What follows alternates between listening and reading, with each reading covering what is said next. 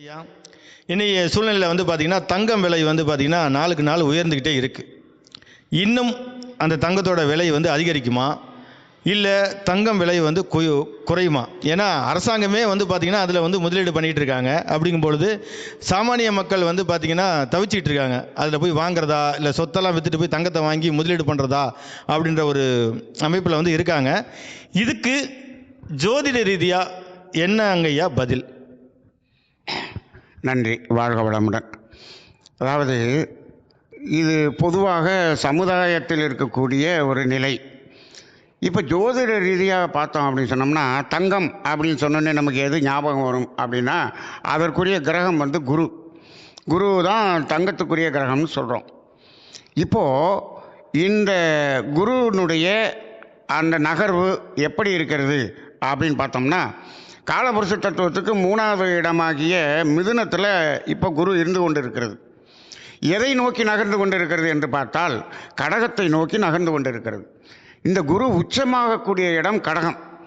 அப்போ தனது உச்ச வீட்டை நோக்கி பயணித்து கொண்டிருக்கக்கூடிய ஒரு காலம்.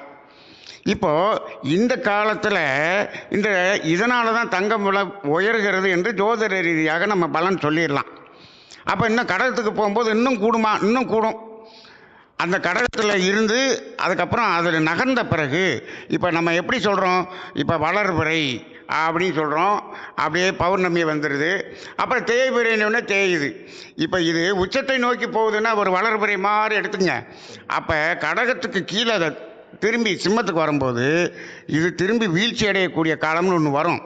ஆனால் இப்போ ஒரு கேள்வி என்னென்னா, நீங்கள் பாட்டுக்கு ஜோதிட ரீதியாக கடகத்தை நோக்கி போகும்போது உயருதுன்னு சொன்னீங்களே, இது 12 வருஷத்துக்கு ஒரு தடவை கடகத்தை நோக்கி தானே போய்கிட்டு இருக்குது.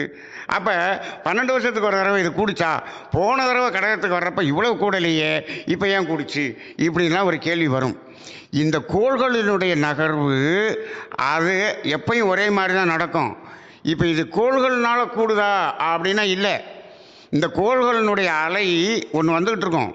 இப்போது இங்கே இருக்கக்கூடிய மனிதர்களுடைய மனநிலை இருக்கு இல்லையா, இவர்களுடைய கர்ம பலன் இருக்கு இல்லையா, இந்த பலன் 2026 என்ன கர்ம பலன்களை வைத்திருக்கிறார்களோ அதற்கு தகுந்தாற் போல் இந்த குரு வேலை செய்யும். அதே 12 வருஷத்துக்கு முன்னாடி இருக்கும்போது அங்கே இருந்த சூழ்நிலைக்கு தகுந்த மாதிரி வேலை செய்யும். அதனால் இது கடகத்து வரப்பெல்லாம் இப்படி கூடிரும் அப்படின்னு எடுத்துக்க முடியாது. அப்போ இப்போ இருக்கக்கூடிய காலகட்டத்தில் இப்போ இது கூடும். ஏன் கூடும் அப்படின்னு சொன்னோம்னா, இப்போ நீங்கள் அதை அப்படியே நீங்கள் கிரகத்தையும் நம்ம சமுதாயத்தையும் பொருத்தி பார்க்கணும். என்ன நிலை இருக்கிறது அங்கே? எல்லாமே ஒவ்வொரு நாட்டுக்கு நாடு சண்டை. இப்போ ஒவ்வொரு நாட்டுக்கு நாடு பகை. அப்போ என்ன ஆகுது? எல்லோரும் என்ன பண்ணுறாங்க? இந்த பாண்டு பேப்பரில் வச்சுருக்கக்கூடிய பணத்தை எல்லாம் என்ன பண்ணுறாங்க? மதிப்பு இழந்துருமோன்னு பயந்து என்ன பண்ணுறாங்க? தங்கமாக மாற்றுறாங்க. அப்போ ஒருத்தர் மாற்றும்போது ஏன்னா இது இந்த பாண்டினுடைய விலை குறையும் போது இந்த ஷேர் மார்க்கெட்டில் போட்டிருக்கவங்களாம் என்ன பண்ணுறாங்க? ஆகா, இது குறைஞ்சிருமோ அப்படின்னு அதை எல்லாத்தையும் கொடுத்துட்டு தங்கத்தை வாங்க ஆரம்பிச்சிடறாங்க. அப்போ இங்கு நடக்கக்கூடிய சூழலுக்கும் இந்த குருவினுடைய பயணத்துக்கும் பொருந்தி வருகிறது. அதனால் இந்த வருடம் இது இப்படித்தான் ஏறும். ஆனால் அது சிம்மத்துக்கு வரும்பொழுது இதனுடைய தன்மை குறைய ஆரம்பிக்கும், படுவீழ்ச்சி அடையும் என்பதுதான் எங்களுடைய கணிப்பாக இருக்கிறது. அப்போ இது இன்னும் 12 வருஷம் கழித்து வரும்போது என்ன ஆகும் அப்படின்னு கேட்டிங்கன்னா, அன்னைக்கு என்ன நிலை, என்ன கர்மவினை, அதற்கு தகுந்தாற்போல் தான் பலன் சொல்ல முடியும். அப்போ பாருங்கள், இந்த கிரகங்கள் நகர்வை வைத்து பொதுவாக பலன் என்று சொல்ல முடியாது. அந்த பலன் மாறுபடும். 2019 கேதுல எல்லா கிரகம் இருக்கும்போது கொரோனா வந்துச்சு. இதே போல் ஒரு பல வருஷத்துக்கு முன்னாடி அதே மாதிரி காம்பினேஷன் வந்தப்போ கொரோனா வந்துச்சான்னு கேட்டோம்னா இல்லை, அங்கே வேறு என்னமோ வந்துச்சு.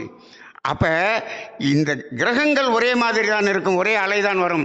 இங்கே மனிதர்களுடைய எண்ணங்களுக்கு தகுந்தாற்போல், செயல்பாடுகளுக்கு தகுந்தாற்போல் அது மாறுபடும். இன்றைக்கி இருக்கக்கூடிய சூழ்நிலையில் அது கூடும், கடகத்தில் இருக்கும் வரை கூடும், அதன் பிறகு குறையும் என்பதுதான் நமது கணிப்பு. நன்றி ஐயா. ரொம்ப சிறப்பாக சொன்னீங்க ஐயா. அதாவது குரு உச்சத்தை நோக்கி போகும்பொழுது, கடகத்தை நோக்கி போகும்பொழுது தங்கத்தின் விலை உயரும். அதே நேரத்தில் கடகத்தை விட்டு தாண்டி சிம்மத்திலேருந்து ட்ராவல் பண்ணி மகரத்தை நோக்கி வரக்கூடிய காலகட்டம், நீச்சத்தை நோக்கி வரக்கூடிய காலகட்டத்தில் தங்கத்தோட விலை வீழ்ச்சி அடையும் அப்படிங்கிற ஒரு விஷயத்தை ரொம்ப தெளிவாக கூறினீங்க.